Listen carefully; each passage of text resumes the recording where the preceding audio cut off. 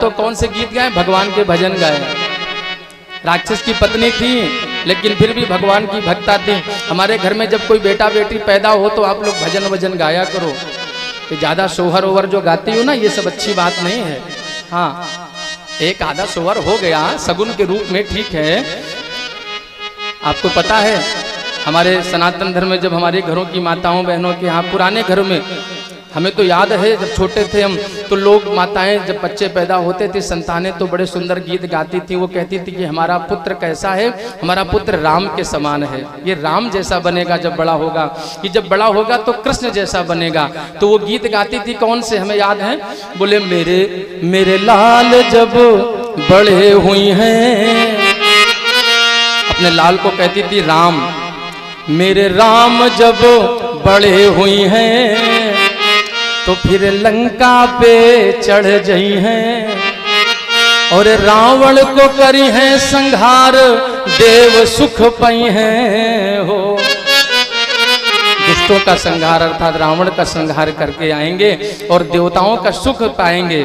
ऐसा भाव उन देवियों के मन में होता था, ऐसे भजन गाते थे कि मेरे मेरे कृष्ण जब बड़े हुई हैं तो फिर मथुरा पे चढ़ गई हैं और कंस को करी हैं संहार, देव सुख पई हैं हो। ये गीत गाया करते थे।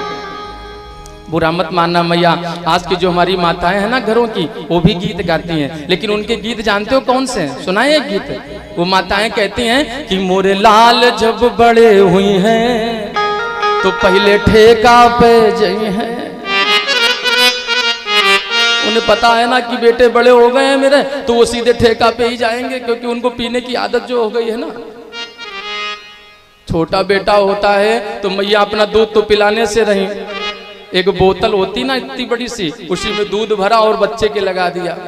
तो अब जब बच्चे को छोटे पर दूध की बोतल लगाओगी तो जब बेटा बड़ा होगा तो वही बोतल तो ढूंढेगा कि वो बोतल छोटे पर मुझको पिलाई गई थी, वो बोतल कहाँ है।